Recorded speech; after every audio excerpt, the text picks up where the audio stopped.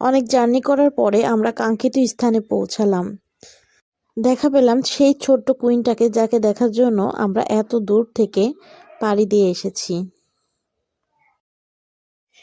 আসসালামু আলাইকুম বন্ধুরা, কেমন আছেন সবাই? আপনাদেরকে স্বাগতম আমার পেজে আবারও আসার জন্য। সবার প্রথমে বলে নিই, আমি আজকে আমার ননদের মেয়েকে দেখতে যাচ্ছি। গতকাল সে হয়েছে, তো তাদের সবার জন্য আমার শাশুড়ি রান্না বান্না করে দিয়েছে। ক্লিনিকে যাব, তো যাওয়ার প্রথমেই আমি বাচ্চার জন্য কিছু ড্রেস দেখতে যাই। প্রথমে এই দোকানটা আমার ভালো লাগে, তাই আমি এই দোকানটাতে ঢুকে পড়ি। এখান থেকে আমার কিছু ড্রেস পছন্দ হয়, যেমন সবুজটা, কমলাটা এবং এই গেঞ্জি কাপড়ের প্রিন্টেডটা। তো আমি এই তিনটা সিলেক্ট করি, আমার হাজব্যান্ড এগুলো নেয়। তবে বড়দের থেকে বাচ্চাদের পোশাকের দামই বেশি।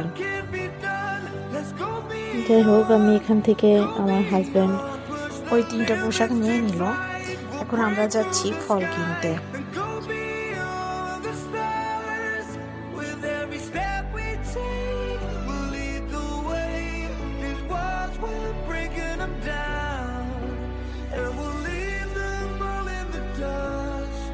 প্রথমে 1 কেজি আপেল নিয়ে নিলাম।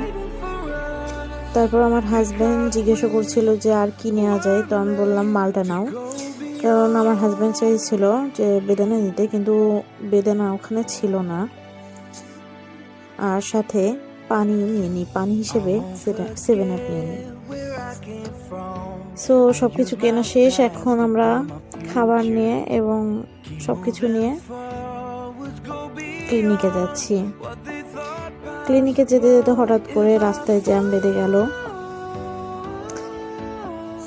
অনেকক্ষণ বসেছিলাম ওখানে। আমরা ক্লিনিকে পৌঁছালাম। পৌঁছানোর পরে আমার হাজব্যান্ড দেখতে পাচ্ছেন সবকিছু নিয়ে ক্লিনিকের ওইদিকে যাচ্ছে। ক্লিনিকটা ছিল আলমডাঙ্গা শহরের আনন্দধামের আল-আকসা টাওয়ার।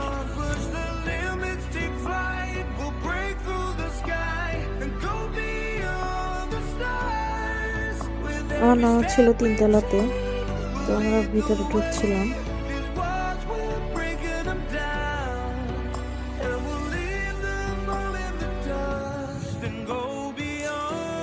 ভিতরে ঢুকতে প্রথমে দেখায় আমাদের সেই ছোট্ট কুইনটাকে, যাকে দেখতে আমরা এখানে এসেছি।